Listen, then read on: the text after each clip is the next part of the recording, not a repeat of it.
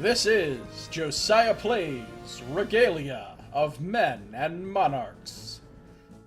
This is another brand new playthrough that I am starting of a game that is very new. It just came out a few days ago, I think. And this game was apparently on Kickstarter, but I never knew about it, which is unusual. Most of the time, I've played a lot of games from Kickstarter, and most of the time I backed the game on Kickstarter and was eagerly awaiting it to come out for a long time. This game was on Kickstarter, I never heard of it, and I never knew that it existed until just a couple days ago. I saw Outstar streaming it on the GOG.com channel, and she actually had the developers of the game on there, and she was talking to them, and they're from Poland. This is another Polish product. Pixelated Milk is a Polish company, and when I think of Poland and computer games, I think of The Witcher. I think of CD Projekt Red, and they're amazing. They're one of my favorite developers in the world, if not my favorite developer. So, another developer from Poland, I'm thinking, well, they're probably going to be awesome then, because apparently games from Poland are awesome, from what I've seen. This game, as you can plainly see from this title screen, has an anime art style, which would normally not be my thing. I've said many times on my stream that I am not a fan of Japanese games, and I'm not a fan of anime. There's been a couple animes that I watched that I thought were pretty good. I like Berserk, and I thought, Attack on Titan was pretty okay. But for the most part, I don't like anime, and the conventions of anime, and the style of anime, and the style of Japanese games. When I was a kid, I played JRPGs, because they were one of the few types of RPGs that existed back then, and I liked them as a kid. But when I grew up, I very quickly stopped liking JRPGs. Not that I'm saying that there's anything wrong with JRPGs, or that they're for kids, or that they're not perfectly enjoyable for adults. I'm not saying that. I'm just saying they're not to my taste. But I did play Final Fantasy Tactics back in the day, which was a tactical JRPG, and I really liked it a lot. So this game is more like that in terms of the combat than it is a typical JRPG. And when I first saw this on Outstar's stream, I was like, it looks too anime, it looks too Japanese-ish.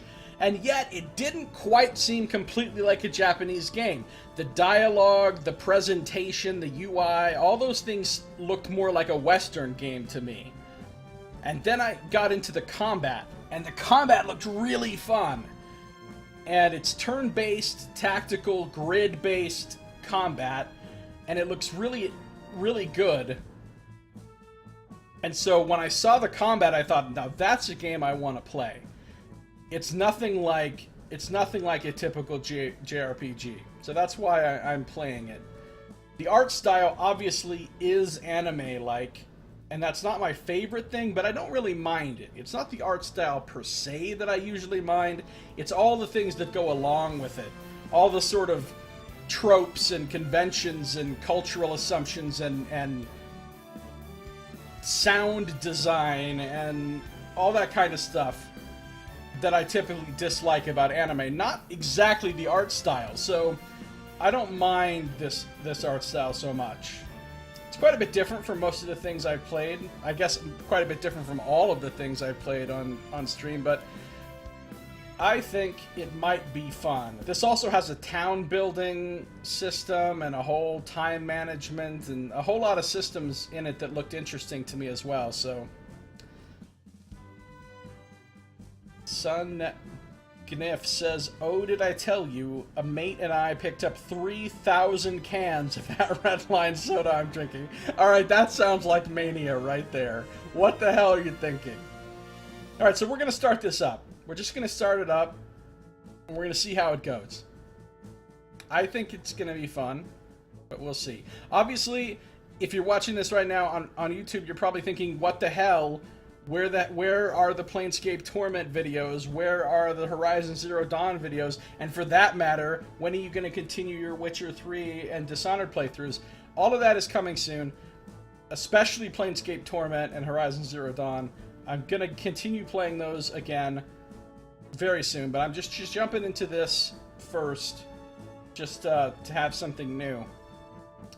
You got the 3,000 cans for free. Wow, that sounds like a lot of money value. Alright, here we go. New game. Customize your playthrough. Select difficulty, story mode, or normal. Normal offers a challenging gameplay experience. Enemies will pull no punches. This game was designed with this difficulty level in mind. Or story mode makes completing chapters easier. The objectives will be less taxing. Battles can be optionally skipped. Enemies deal less damage. Select this if you want to focus on enjoying the narrative. No! We're not playing story mode. Come on. We are going all in on normal. All in on normal. You poured out around 2,000 cans for the return monies on the cans? Well, that's... Oh, they're 2.5 years out of date. Oh, yuck. Wouldn't believe how long it takes to pour 2,000 cans of soda in the toilet. Yeah. The stuff you talk about when you're talking about these things reminds me of, like, my teenage years kind of shenanigans. I can't even... I'm too boring and old now to be pouring out 2,000 cans of soda. Can't do it. Alright, let's go. Hold Alt during battle to bring up every combatant's health, shields, and status. Alright, so we're gonna press button to continue. Authority points, while sparse, can turn the tide of combat. You can spend them to... Oh, fine. I don't want to read that shit anyway. Here we go. Tab to rotate. Hold L during battle. Okay, let's go. Our story begins in the Rashtil Expanse, where the wind races across empty plains. It is a sad, hostile land, a wild frontier and a gateway to lands unknown. In ages past, Rashtil had a heart, the city-state of Ascalia, ruled by the great House Lauren. Voiceover. Indeed, over centuries, it came to be known as the Gem in the Realms, earning respect from all races under the sun. But the Crusades changed that. Dun dun dun. Attracting the ire of its neighbors, Ascalia was lost to the flames of war. With its marble bones laid to rest, the city has slept ever since, until now. In a distant country, a father lies on his deathbed. For his entire life, he has kept a secret. Yet now, the truth is finally revealed. His only son, Kay, learns that Ascalia belongs to his family, the noble House Lauren. As the sole remaining heir, it is his destiny to face that heritage, to restore the ancestral kingdom. Aided by his two sisters and a trusty bodyguard, young Kay sets out on a journey to the Rashtil Expanse, to Ascalia. So Kay the is the name legend of is our about to be protagonist. retold. Well, let's retell some legends up in here. Regalia of Men and Monarchs! And not women, apparently, even though apparently Kay's two sisters are involved. But they don't get to be mentioned in the title. Unless they're monarchs. Motivated by his dying father's unexpected last words, our hero, Kay, not a great name, but we'll go with it, ventures out to the Rashtil Expanse, to the kingdom of Ascalia, or Ascalia, to realize his royal birthright. Alright, cool. Sounds good. Now you want drugs, son? I can't recommend that you do that. I don't think drugs really help the situation, especially when you have a condition such as ours. Cutscenes, tutorial. Hello, my name is Gwendolyn Lauren, and I guess I'll have to be your guide here. Do me a favor and at least try to read these pop-ups. Perhaps you'll learn something. So we already have a snotty sister.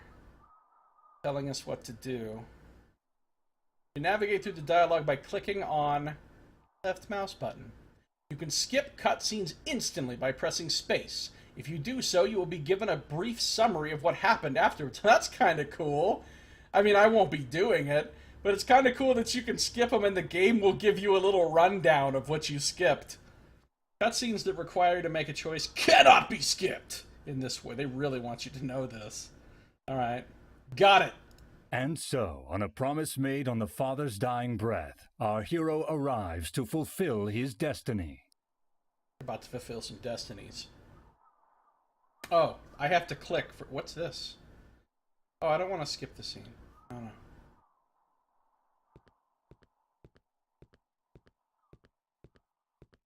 We have a jaunty-looking fellow. Is this Kay? For great justice! Okay. It's not Kay. And he comes right in. Apparently, also, this game has a lot of humor and a lot of, like, referential sort of pop culture, geek culture, gamer culture sort of references, which, you know, so it's a little bit silly, as I understand it, which I'm okay with. Something lighthearted. Just feel like lukewarm feces. Wow. Lukewarm, even. That's the worst. Alright, so this is Griffith. And he looks pretty cool, actually. Got that big, like, lion shoulder guard and... Alright, this is Griffith. Wait, but that's not our hero. You got jokes, narrator.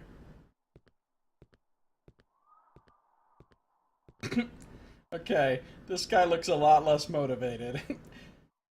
He's like, fuck my life. This is our hero. Wow, he's not instilling a lot of confidence in me. I can't feel my legs. Alright, so Kay looks like a younger, more...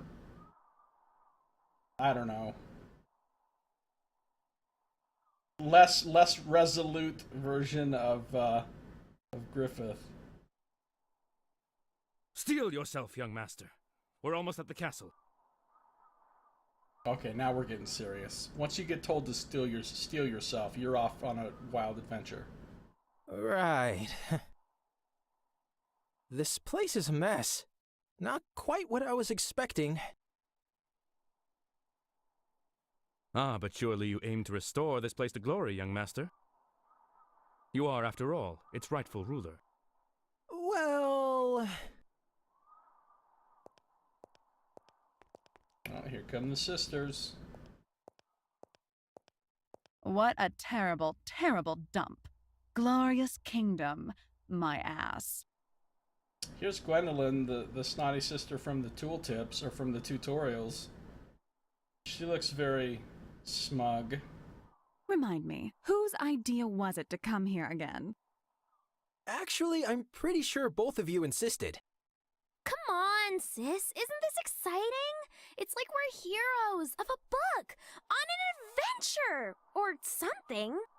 All right, I like the enthusiastic little sister. Well, I suppose we may as well try to salvage something from this terrible misunderstanding of a trip. Salvage? Onwards, minions! To the castle. Maybe there's something valuable left, at least. It'd be more interesting if he renounced his birthright and founded a direct democracy. Well, who knows? Maybe that'll be an option. You never know. Minions? As the ancestral city turns out to be little more than ruins, our heroes head for the main course, the family castle. Alright, here's where I don't understand. Nobody's squatting in this place? Well, maybe there will be when we get in there, I don't know. But, I mean, why aren't there a bunch of people that have started just living in this, you know, these ruins or this ancient city? Why is it empty? Of course, maybe that's bodes ill. Free roaming tutorial. Free roaming overview. In free roaming scenes like this one, you have direct control over Kay. It's almost like you're playing a video game and you can control your character.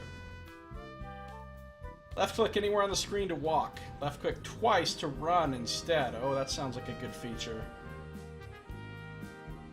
Left-click on a character to approach them and start a conversation. You can exit all free-roaming scenes by clicking on the icon of the exit. Pan the camera, hold middle mouse button and drag your mouse. I have marked all of the exits in this scene with a large gold arrow. Think you can handle it? Don't get lost now. Alright, thanks. Oh, we're not done. In Regalia, you can only save your game in fixed spots. Your town is one of those. You can save your game progress from the settings menu. Clicking on the circle in the upper right corner of the screen or pressing escape will enable you to access the appropriate option. There are other places where you can save your game, but we'll explain those later. For now, try to exit your current screen. Got it! Alright, here we are. Oh, we can walk around. Great, your quests have been updated. Tell me more. Oh, I've got quests. Fuck me, it's the word paperclip. I remember that shit.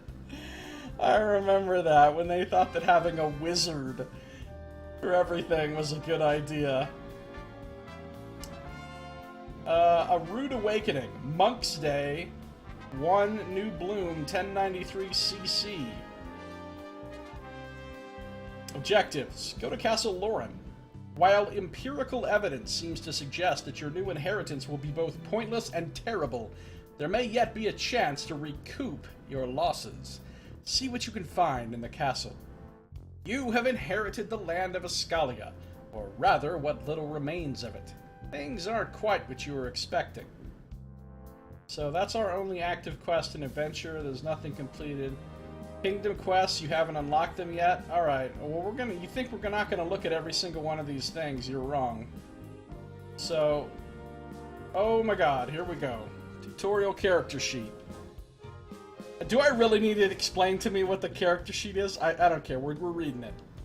Your character sheet displays detailed information about the chosen character. While certain attribute values may increase with experience levels, it is up to you to fill the gaps with proper customization.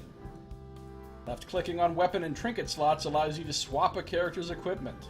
Although weapon types are strictly assigned to specific characters, trinkets are universal and can be equipped by anyone. Alright, the music so far is not making me happy. It sounds kind of JRPG-ish. Rather than the kind of... I mean, I'm like, hey, they're from Poland, so maybe the music will be like the Witcher music. Which is amazing. Every Witcher game has an amazing soundtrack. This doesn't sound Polish to me. Maybe it gets better. Maybe it gets better when you're in combat and stuff. Alright, weapon types are strictly assigned to specific characters. Okay. That's not cool, but I'll live with it. Sound like an 80s porn soundtrack, says Sun Nif. Yeah, right? Trinkets can be equipped by anyone. Each character can be further modified by perks. I like perks. These are shared between all your characters and can be unlocked through various in-game activities like personal bonds, diplomacy, and so on. Personal bonds, diplomacy. This game has a lot of cool sounding systems. Left-clicking on an empty perk slot will open the perk selection menu. Each perk has a fixed equipment cost, representing the amount of perk slots it will take. More perk slots are gained with experience levels. A level up increases the amount of available slots by 1. Got it. You can change your perks here. Oh, that's a lot of slots. Got it. Change your weapons and trinkets here. Got it. Am I gonna say got it every single time I click on a got it button? Yes, I am. This is your party level. Instead of individual level ups, your party gains experience as a whole. Got it.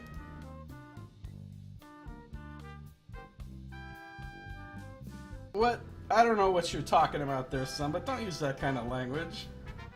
I don't like that. Say polite things like fuck and shit instead. Attributes.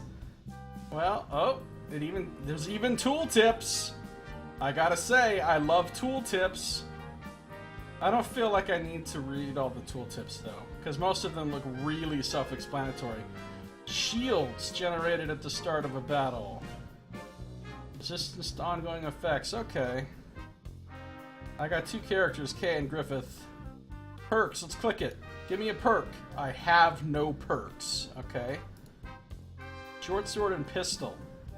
5% negative effects resistance. Starting weapon K. The Proud and the Default. Both of these weapons have clearly seen some action. So that's interesting. He's got a pistol. He's not just a sword guy, as you would expect. So obviously the setting in this game... I do have a perk slot, yeah. I do have a perk slot.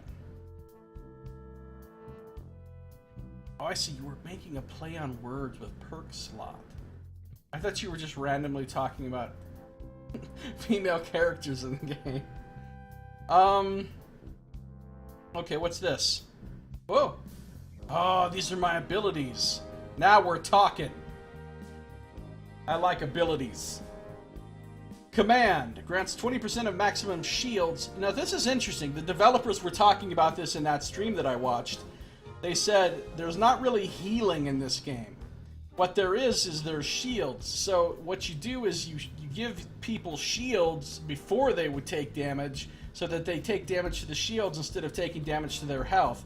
So it's about preventing damage rather than healing it, which sounds like it could be interesting. 20% of maximum shields to a target if used on an ally. Applies marked to a target for 2 turns if used on an enemy. You point, I punch. Hey, isn't that a Baldur's Gate quote? That's a Baldur's Gate quote. That's Minsk. You point, I punch. Bang. Cleverly named. Looks like it has a two round cooldown, maybe. 70% of base damage is physical to a target. Applies weakened for 2 turns. I wish I knew what these status ailments meant, like marked and weakened. They say the world will end with a whimper. K disagrees. Alright. The old whimper and a bang thing. Rend, 2 turns. Deals 95% of base damage as physical to a target. Has a 50% chance to apply slowed for 2 turns. A sword makes a perfect punchline to an argument, provided it is used sparingly. Alright. Inspire. Spawns an inspiring banner on the battlefield for 2 turns. The banner has a 30% chance to apply Empowered to an ally when they activate.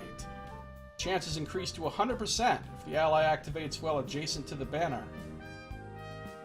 It only has a 30% chance to help you. Oh, if he's adjacent to the banner, it's 100%. Okay. For reasons unknown, people seem to find huge banners reassuring. Don't ask us. At least they're pretty. Pull yourself together. Now, this little symbol up there by the 2, that's what they call the command points, or whatever they said they were called.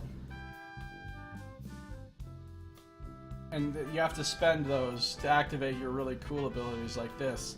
60% of maximum shields. Lowers all of their cooldowns by 1. Why did we fall again? Sounds like a reference to something, but I don't know what. Alright, let's check out Griffith. Okay, hold on. Quick comparison. Griffith does more damage.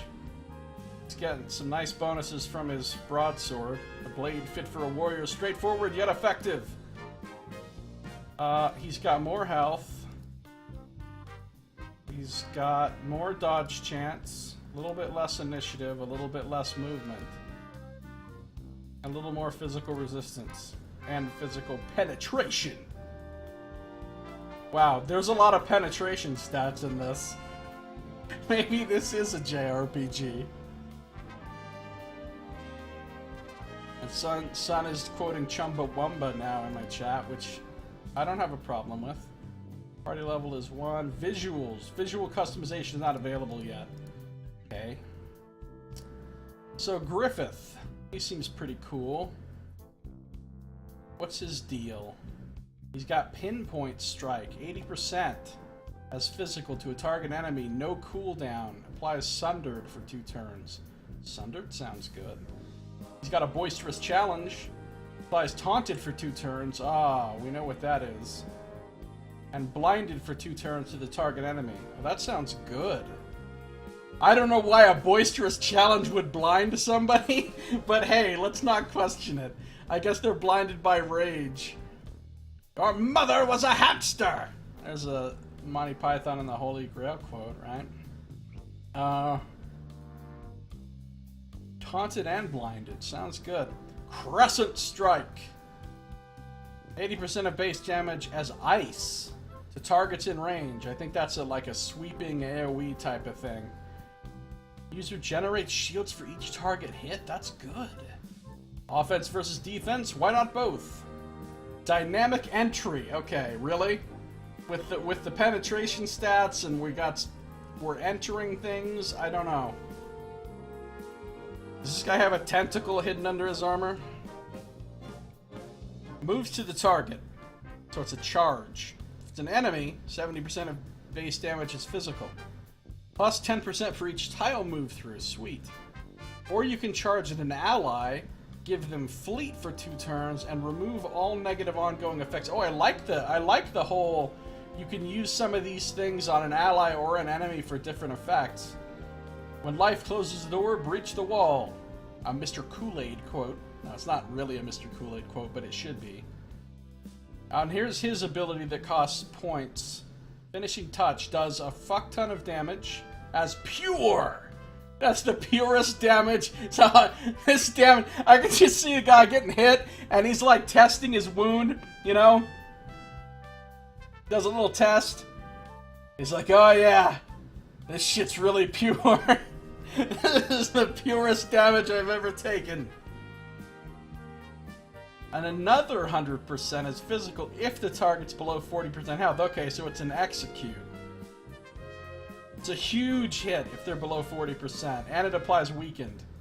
The Master Stroke, the finale, the finisher. Alright, cool. These guys have some nice abilities. That's the characters. Let's look at the inventory. We have nothing. We have 500 DLC.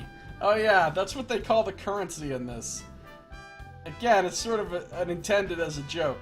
The currency is called DLC. There's an actual name for the coins that's like Dilax or something. I don't know, but anyway. We have 500 DLC, so that's good. We've got quests. We've already looked at quests. Personal bonds. Spending time with characters. Hey, Nox, how you doing? Good to see ya. What's going on, Nox? You know, I was just thinking of you the other day, a couple days ago, because I was watching a video review on YouTube of a card game called Unexploded Cow. And it's all about cows. Although you probably wouldn't like what happens to the cows in this game. Still, it has a lot of cow art. So I thought, this seems Nox-like. 500 DLC must be a Paradox game. I see what you did there. Alright. Each character has days when you can pursue their personal bond stories. This is indicated by an exclamation mark over their heads. By gaining relationship points, RP, nice. You RP with them to gain RP. And advancing in the personal bond levels, you can unlock unique benefits related to the character in question. The most common way of gaining RP is through spending time with characters. To do so, choose the Spend Time option from a character's conversation menu. Whenever you have enough points to advance to a next personal bond level, a unique storyline cutscene will trigger. During these cutscenes, you'll be able to influence Kay's choices, possibly gaining extra RP in the process. Alright, so that sounds good. So, right now, the only character we can RP with is Griffith. And we have no RP. And we can go through acquaintance, buddy, friend, confidant, and admirer. Ooh.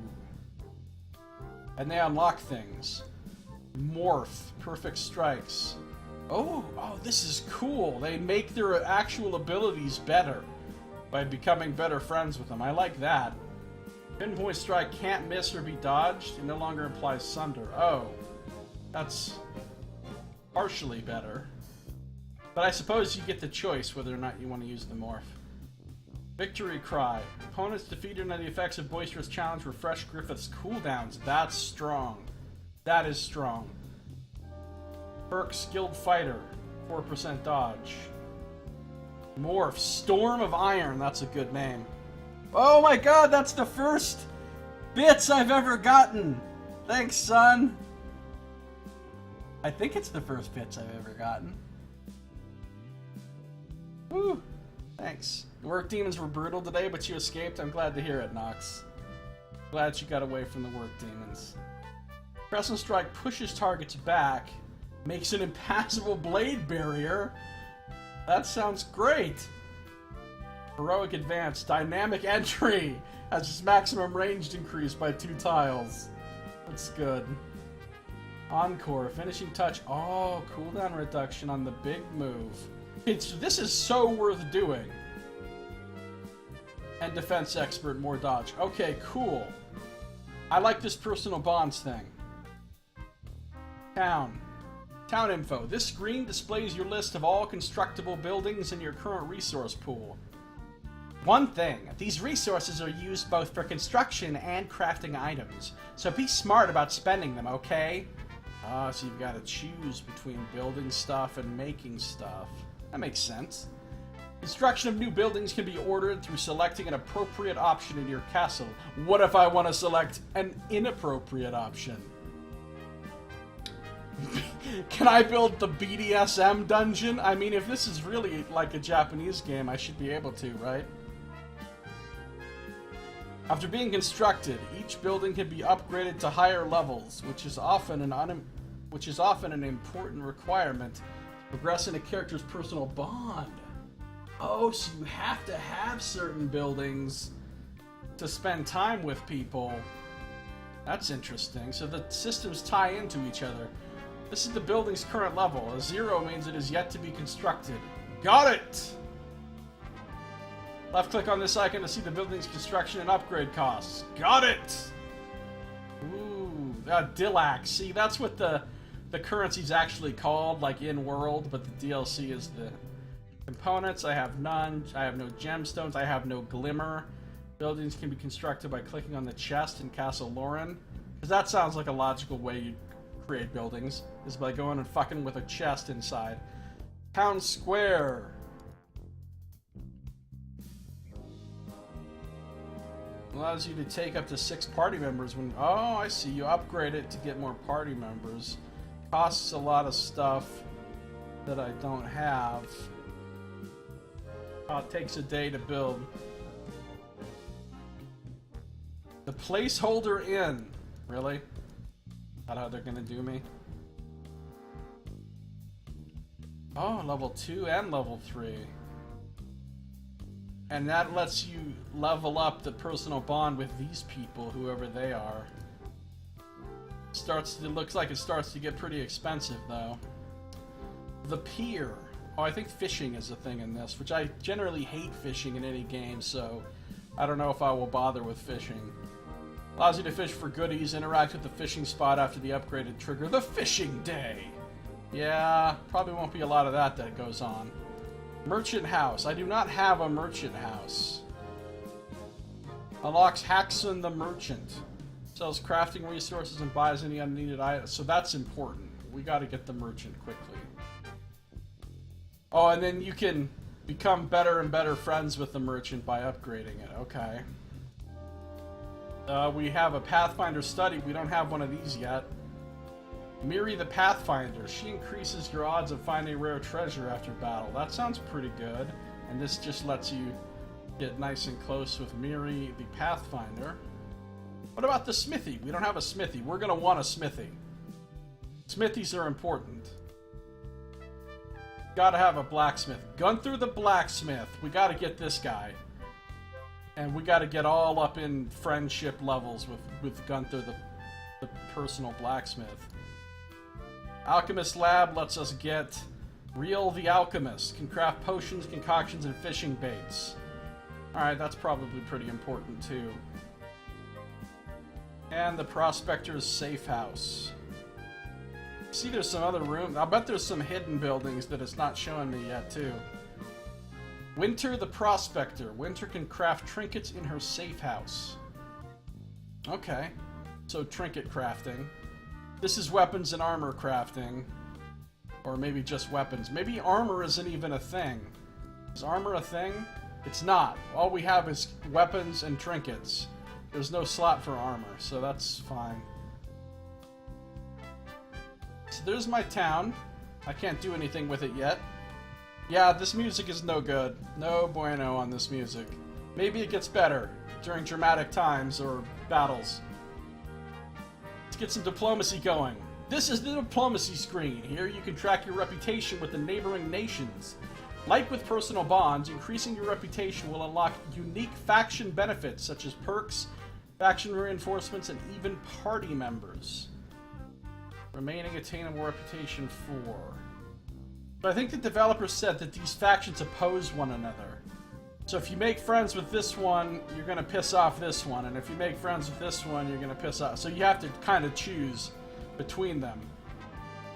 Grants an item. Who are these people? Can we get some lore? We've got samurai dwarves.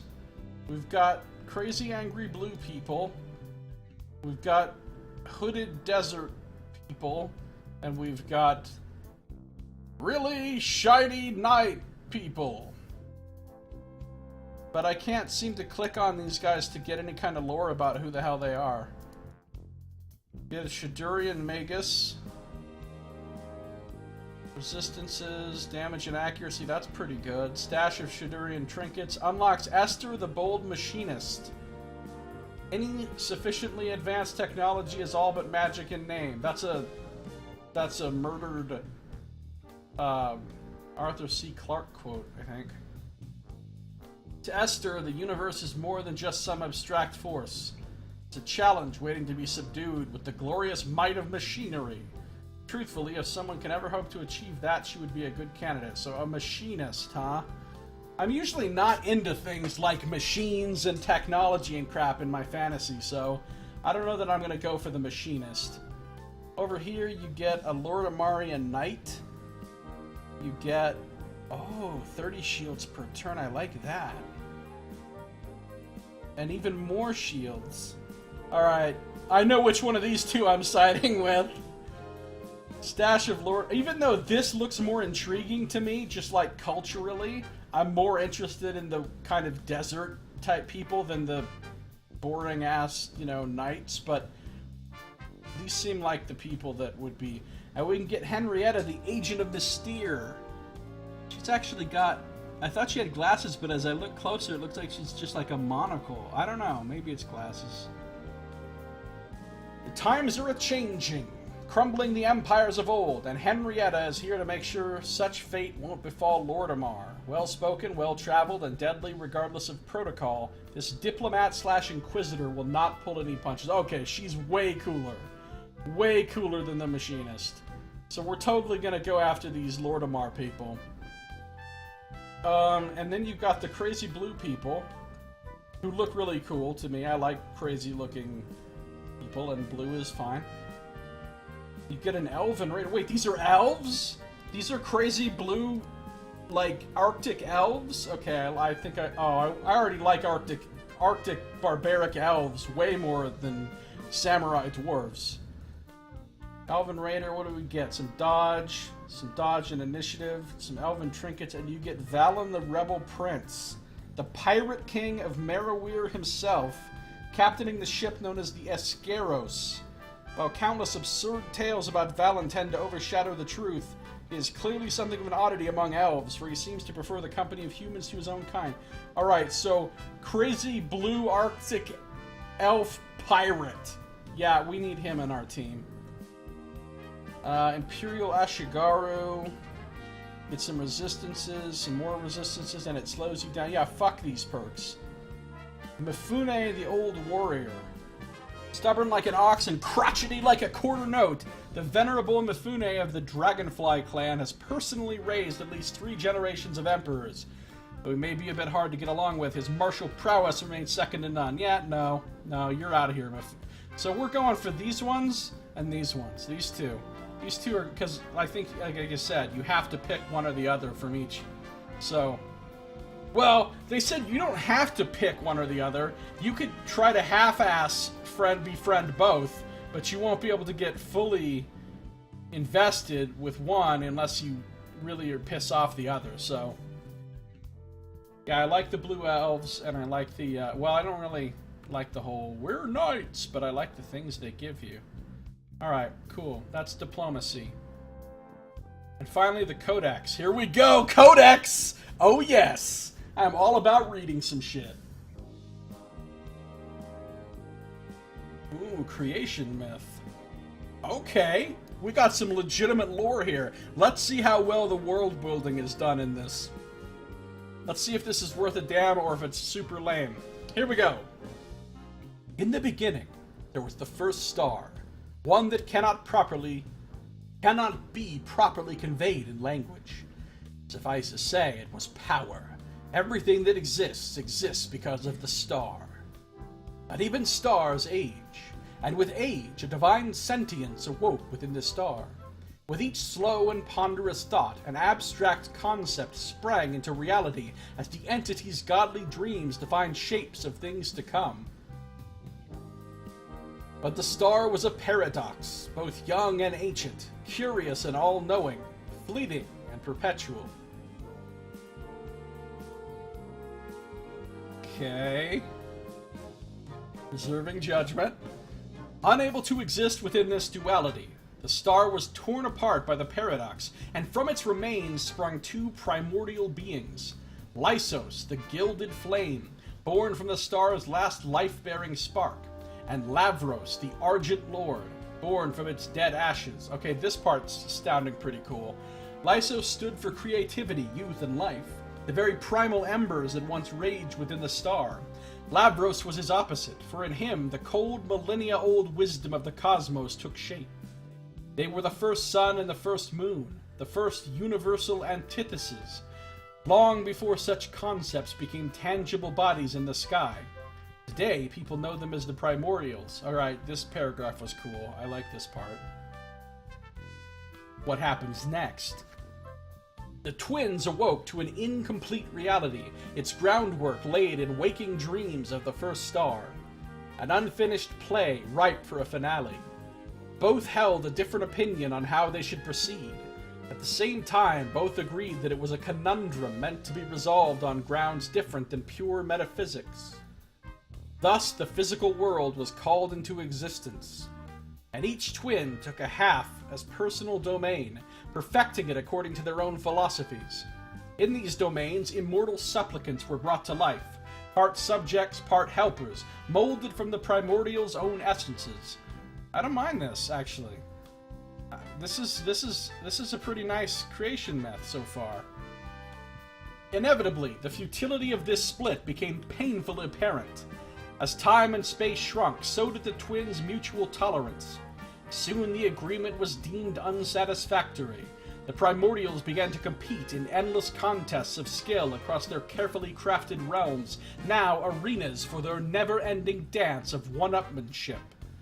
As their rivalry progressed, a spark of jealousy awoke within Lavros. He craved what he had glimpsed in his counterpart's domain, the pleasant warmth, the creative euphoria, and most of all, the passion that burned within Lysos' supplicants. For while Lysos' helper children exhibited true emotions, Lavros' progeny remained cold-hearted, indifferent beings, naught but inspired automatons devoid of joyous expression. Okay. Unable to deal with his growing resentment, Lavros struck down Lysos in a fit of rage. We got a Cain and Abel story here. A terrible apocalyptic war broke out, with both brothers marshaling their supplicants into vast forces of destruction. Cataclysm rippled across the landscape, unmaking most of the twin primordials' designs never to be restored. In the end, Lavros prevailed, slaying Lysos. Some say his inherited wisdom gave him an advantage over Lysos' innate naivety. Others attribute it to the fact that he was the one to deal the first blow, thus breaking equilibrium. Whatever the reason, the Argent Lord achieved unquestionable victory. As the first sun fell, darkness descended upon the land, and with it an eldritch, hateful winter engulfed the world. For the first time since the dawn of the universe, Lavros was truly alone, and it horrified him. Overcome by shame, he scattered his brother's remains to the wind, deeming himself unworthy of his memory. In an act of penance, he left to wander the stars, leaving behind the moon as observed today, a pale beacon in the night sky to guide him home when he finally completes his journey, or so it is believed. With both primordials absent, their creation was left to face destiny alone, and destiny was not kind. The long winter had begun. I feel like this dramatic shit that I just read at the end there is kind of ruined by this music in the background. But okay, it's good stuff. I'm digging it. You fall, you get back up again. I am a sucker for verbosity. I totally am. One of the scripts from the Pragvamati, author unknown. Okay. We got a little bit of a Sanskrit looking. And then we can read about the long winter. God, this music, though! This music is destroying the mood that this writing is supposed to convey. What were they thinking with this music? When the primordials left the known existence. See, that's the thing, though. This is an extremely serious creation myth. Like, this is legitimate. You could have a serious game based on this creation myth, and yet the game's all silly and funny and lighthearted and stuff, and then this is like a pretty hard-hitting creation myth. It's not all silly and funny, so yeah, I could turn it off, but then if it gets cool, I'll miss it. Need a shopping cart and all. Hey, Jack Store, welcome back. Good to see you again. How you doing? When the primordials left the known existence, their world, our world, fell into stasis. With the first sun dead and no divine intelligence to restore order, Lavros' entropy took deep root.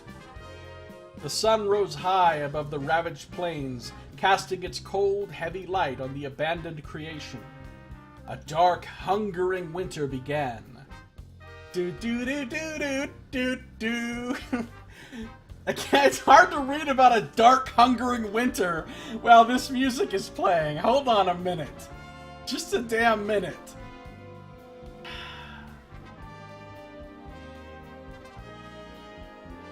No. I'm gonna keep it on. I'm keeping the music on. Help. Oh, tutorials. Authority point. I'm not gonna read all these right now, because they'll pop up when they're relevant, I think. Oh. Let's save the game. Got it! Days left 56. Okay. Dark Hungering Game Show Winter. Right, Nox? Totally. How do I get back to my... What's the key for that? Tab? Okay, I'm cool with tab. Back to my codex. A dark, hungering winter began. See, that's how I feel like I should be reading it to match the music. Soon everything became motionless, covered in eternal ice and immortal snow. But I'm not gonna read it like that because I'd have to kill myself afterward. Soon everything became motionless, covered in eternal ice and immortal snow, in perfect stillness. It is a well-known story, and although some question the existence of primordials, with the methods and accounts available to us, we do know that the Fimbulvetter, the long winter, most certainly happened. But how long did it last? How long is the immortality of snow, or eternity of ice? Was it a decade or two? A century or a dozen? That we do not know. However, what emerged from the winter was a brand new world, a clean slate for life to begin anew. The primal world, the land of gods and monsters, was no more. It's cribbed from a Satru. I thought it sounded like something that might be based loosely off of like a Nordic language, which is pretty interesting. Alright. Gods and monsters is no more. One of the first races to thrive afterwards was mankind, the alleged descendants of Lysos, styling themselves as new masters of creation. A bold claim, no doubt, and utterly arrogant in nature, but ultimately fitting. Today, man, or, humans, because, again, I think there's women involved in this. Man has reached every corner of the known world, from the dead west to the sands of Minway. Of children of Lavros, the lords and ladies of Elvenkind. Oh, the elves are from Lavros. That's why they're crazy blue winter elves. History says little. Our history, at least. Nobody would dare to ask the elves themselves. Whereas man grew to be a creature of passion and change, elves became uncaring and unyielding, as incomprehensible to us as the concept of color to the blind. An enigma we would never be able to solve, just like the sun shall never catch the moon. Fitting, yet tragic. But we owe them much, for they are a face of creation we do not share. And through these incompatibilities, through reflection and compulsion, or repulsion, we are able to truly define ourselves. I like that part. That's legit. In the snows of Fimbulvetr, man may have lost his divinity, but found humanity. And with humanity came the other, the weird, the fair folk, mankind's personal boogeymen, the terror lurking behind the darkness of our closed eyes, the embodiment of everything we were not meant to know. Do. God. Why is the music at such odds to the tone of the game? I don't understand. Well, the tone of the lore, anyway. In the snows of Fimbulvetr, man found beauty. Elves, meanwhile, found only man. Excerpts from Songs of the Long Winter, attributed to theologian Ascalia Mirror. Okay, cool. We've read all the things. We're 52 minutes into this playthrough, and I have not moved 1 inch from where I started. This is a typical Josiah playthrough right here. So that's that thing. What is this? Oh my god. Your townspeople have their own personal schedules, which you can track using this handful timetable. Handful? I think they mean helpful. Got it! So, this is what each character is doing on each day of the week.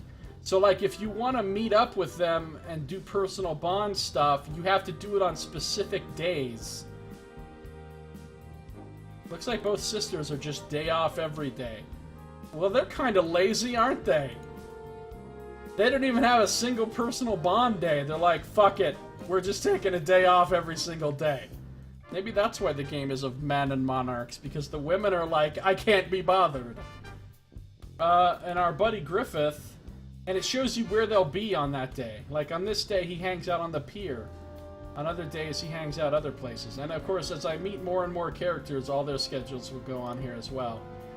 So it's a little interesting with the times, because right now it's Monk's Day, right? So, Monk's Day, he's in the castle. Oh, and she's in the town square, and there she is. So it's not lying to us. Chapter objectives. There are currently no chapter objectives. Alright, cool. What we're gonna do now is... This is a very small map as I scroll around on it. There's 3 exits with big arrows on them letting me know you need to exit. But first I can talk to my sister. This is the little sister, Elaine. But that is going to have to be in our next episode. If you are watching the stream, don't go anywhere because I am not done playing. If you're watching on YouTube, that's going to do it for this one. So thank you for watching. This has been Josiah Plays Regalia of Men and Monarchs.